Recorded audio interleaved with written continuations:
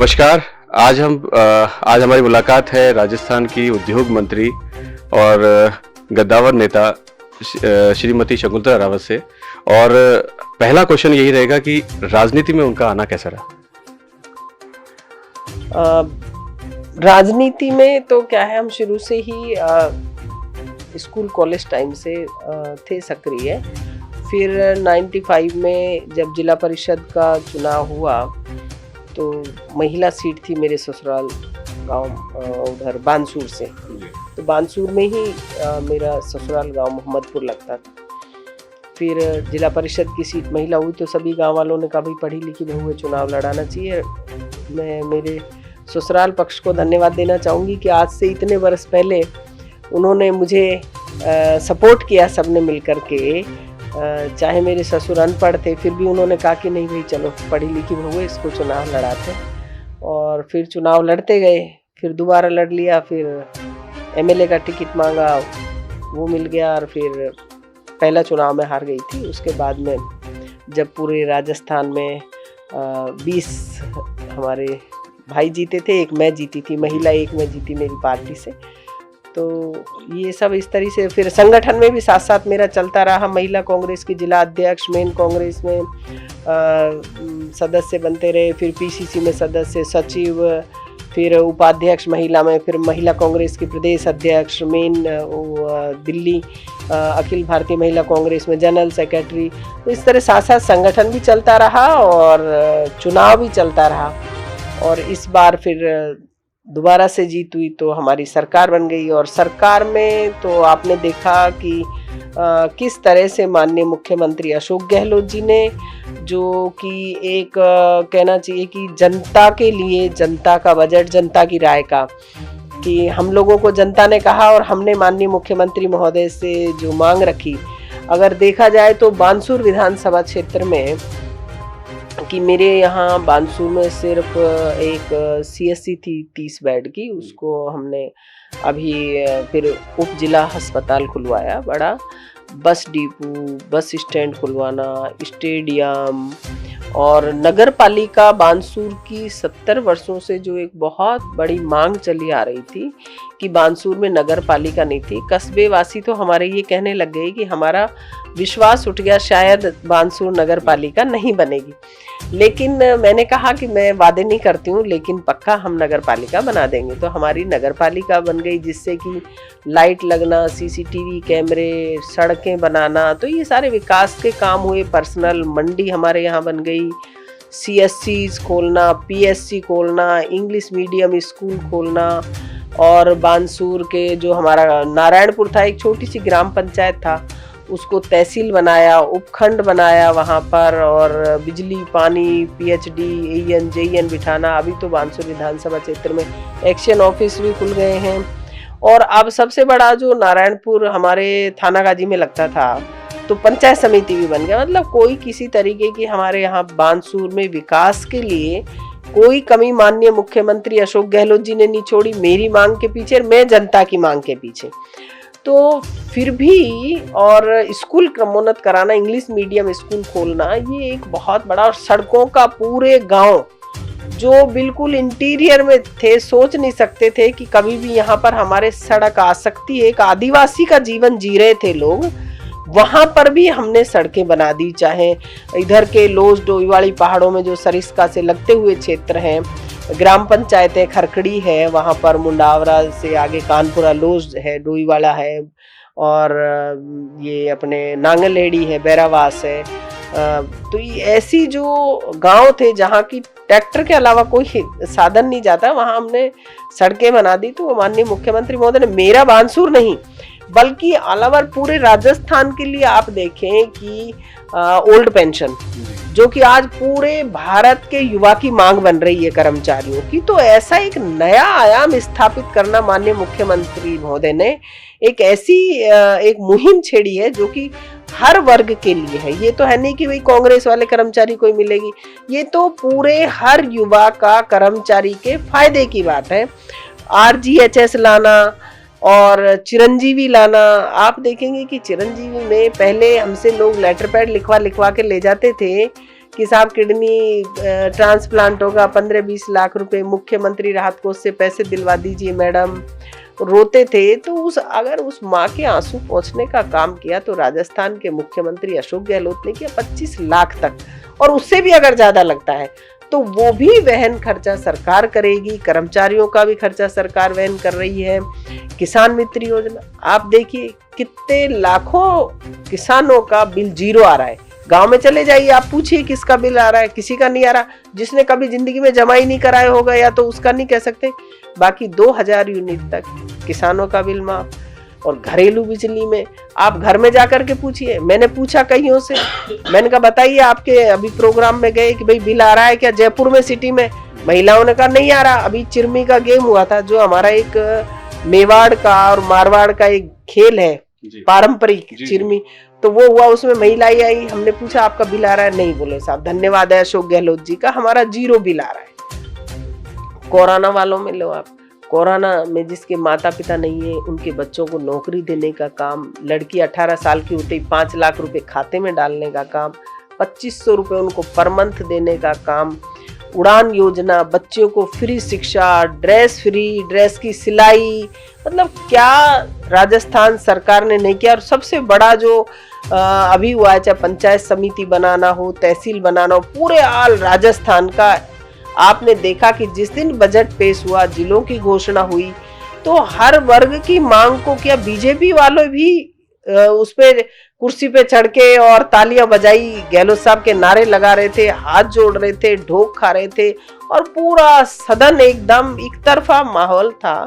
तो आप देखेंगे कि माननीय मुख्यमंत्री महोदय की जो योजना है एक एक पूरे राजस्थान में छाई हुई, राजस्थान की जनता के भले की, और हर वर्ग को टच कर रहे। पेंशन बढ़ा दी है, उज्ज्वला योजना वालों को देखिए आप कि सिलेंडर एक तरफ कोने में पड़ा था, उसको भी भरवाने का काम किया तो मुख्यमंत्री महोदय ने किया।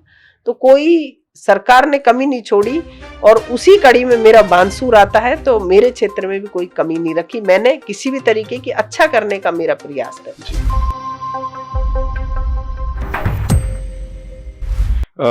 उद्योगों में राजस्थान का जो नाम है वो शुरू से एक बिजनेस पॉलिसीज पे रहता है, और कुछ समय के लिए राजस्थान जो है एक बीमारू प्रदेश माना जाता था उद्योगों के दर्जे में, और आपके आने के बाद इस स्थिति में कुछ परिवर्तन आया। तो क्या क्या चीजें आप लोग जो है उद्योगों के लिए नया कर रहे हैं, और ये एक तो सबसे बड़ा राजस्थान के मुख्यमंत्री महोदय ने जैसे मुख्यमंत्री लघु उद्योग प्रोत्साहन योजना लाए, MSME आई, और रिप्स योजना। तो ये इतनी बड़ी योजना है कि अगर कोई भी अपने खेत में भी अगर कोई अपना उद्योग धंधा स्थापित करना चाहता है तो वो हमारे यहाँ आवेदन करे, और आवेदन ऑनलाइन होता है। आवेदन करने पे उसको पूरी जानकारी मिल जाती है, और उसको 10 से 15-20 मिनट के अंदर उसको प्रमाण पत्र मिल जाता है। और वो प्रमाण पत्र लेने के बाद में उसको कोई जांच करने SDM या कंपनी का कोई भी RMGM उसको चेक करने या दखल अंदाजी करने नहीं आएगा, तो वो अपना उद्योग धंधा स्थापित कर सकता है। फिर रिप्स पॉलिसी में वो अपना लोन भी ले सकता है बड़ा।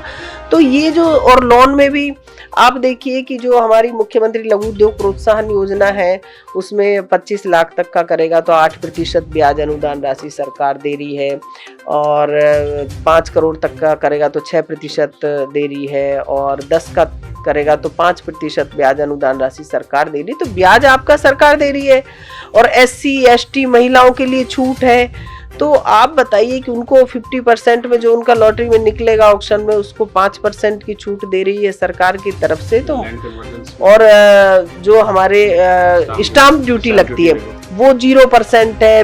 बिजली कर, भूमि कर, मंडी कर, सारे टैक्सों में छूट दे दी माननीय मुख्यमंत्री महोदय ने।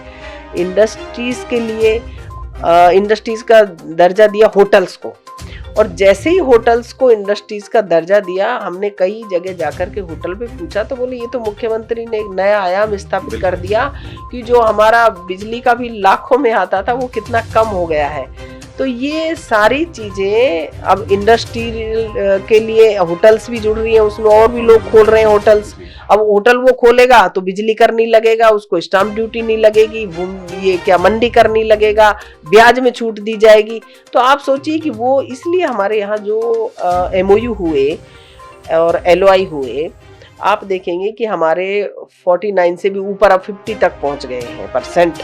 ऐसा पहली बार हुआ है, अगर रिकॉर्ड उठा करके देखेंगे, कि जो समिट राजस्थान हुआ और नया आयाम ऐसे स्थापित हुआ कि प्रत्येक जिले में जो रोड शो हुए, कि जो हमारे पारंपरिक उद्योग धंधे, जो छोटे छोटे लघु कुटीर उद्योग धंधे जो स्थापित हैं, चाहे ये बगरू प्रिंट है, हस्तशिल्प कला है, और ये जैसे अपने कोटा डोरिया है, तो रंगाई छपाई बंदेज, तो सांगानेरी जो भी है, तो ये इस तरीके की हमारी जो और भी ग्रामीण क्षेत्र की जो गोबर से निर्मित, आपने देखा होगा कि अभी हैंडीक्राफ्ट की हमारे यहाँ सेल लगी थी, तो उसमें करोड़ों का कमाई हुई। खादी में 50% छूट देना है। तो उद्योग के क्षेत्र में ये जो नया एक आयाम स्थापित किया है, राजस्थान पहले नंबर पे आया है। तो और ऐसी छूटों में भी जो 5 वर्ष की हमने जो छूट दी है, MSME, रिप्स और ये सारे ब्याज अनुदान राशि, इनमें पहले नंबर का हमारा राजस्थान है। देश में इस तरीके की कहीं पर भी अभी ऐसी व्यवस्थाएं नहीं है। अशोक गहलोत ने एज ए महिला आपको ये जो चुनौतीपूर्ण कार्यभार दिया, क्योंकि उद्योग अपने आप में पूरी जितने भी राज्य हैं उसका सबसे बड़ी रीढ़ की हड्डी होती है, तो आपको इसको संभालने में कैसा रहा? 4 साल लगभग पूरे हो गए। नहीं, जैसा आप पूछ रहे हैं कि महिला को दिया, मैं मानती हूँ, मेरी सोच है कि जिम्मेदारी अगर किसी महिला को दी जाती है, तो मैं ये नहीं कह रही पुरुष भाई बुरा काम करते हैं, अच्छा करते हैं, लेकिन महिला उससे बेहतर करने का प्रयास करती है और बेहतर करती भी है। तो मेरा भी प्रयास यही रहता है कि मैं बहुत अच्छे से अच्छा करूं।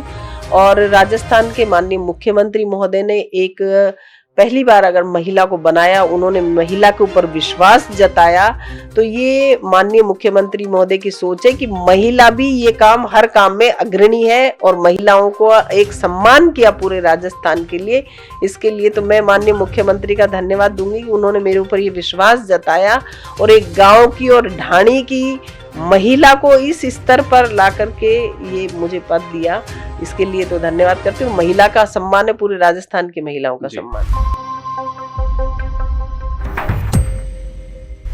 आपका दौर जो है, ये पूरा जो भी मंत्री का रहा, इसमें ये बहुत विकट रहा, क्योंकि कोविड काल भी आया और उसको भी आप लोगों ने बहुत अच्छी तरह से मैनेजमेंट किया, क्योंकि राजस्थान की जो पूरी की पूरी इंडस्ट्री को बचाना और उसे आगे पहुंचाने के लिए मुख्यमंत्री ने जो कार्य करे, वो भी एक अपनी तरह से अलग तरह से। बिल्कुल, जैसा कि ये कोरोना काल के बाद में जो माननीय मुख्यमंत्री महोदय ने जैसे कि एक ये वन स्टॉप शॉप और छूट दी, चाहे भूमि पे अगर वो विकसित भूमि लेना चाहे या अनुदान राशि लेना चाहे, और वन स्टॉप शॉप जो एक नया स्थापित हुआ है हमारे उद्योग भवन में ही बगल में, तो ये सोमवार और बृहस्पतिवार को इसमें 14 विभाग के अधिकारी बैठते हैं। उसके साथ साथ मैं स्वयं बैठती हूँ महीने के पहले बृहस्पतिवार को।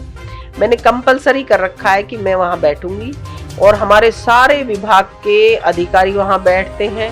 राजस्व हो, ऊर्जा हो, चाहे सारे UDH, सब 14 विभाग के अधिकारी वहाँ रहते हैं। मेरे विभाग के MD, कमिश्नर, ACS, वो भी सब वहाँ पर रहते हैं, और हैंडलूम, हैंडीक्राफ्ट, खादी, हम सभी को बुलाते हैं। और वहाँ पर जो भी कोई आता है उस पे या तो ऑनलाइन आवेदन करे, तो हम उसका ऑनलाइन ही उसको प्रमाण पत्र जारी कर देते हैं। अगर कोई ऑनलाइन किसी भी विभाग से संबंधित उसकी परेशानी होती है, तो हमारा कमिश्नर है VIP ओम कसेरा जी, तो अगर वो किसी कारण से रह जाती है तो हम खुद उसकी मॉनिटरिंग करते हैं। मैं खुद थी इस बार भी, तो हमारे जो मैटर आए, लोगों को पता रहता है कि भाई मैडम बैठती हैं उस दिन, वन स्टॉप शॉप में चलें, तो उनकी समस्या का वहीं तुरंत प्रभाव से, जिस विभाग से संबंधित उसका खनिज से है, पेंडिंग है, UDH से, राजस्व है, बिजली है, तो उसका वहीं पर हम समाधान करवा करके उसको प्रमाण पत्र जारी करके दे देते हैं। तो कोरोना के बाद भी इसमें अब इसीलिए ज्यादा उठाव आया है कि राजस्थान सरकार की, माननीय मुख्यमंत्री महोदय की पॉलिसीज को।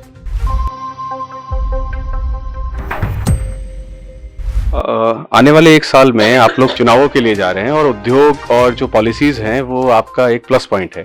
तो आगे क्या आपकी योजनाएं हैं चुनावों से रिलेटेड, कि आप कैसे जनता तक ये सारी चीज़ें पहुंचा पाएंगे, अपनी चीज़ें की उपलब्धियां क्या क्या हैं आपकी? और दूसरा ये कि आने वाले समय में क्या उद्योग नीति में कोई परिवर्तन या और कोई आपके मन में?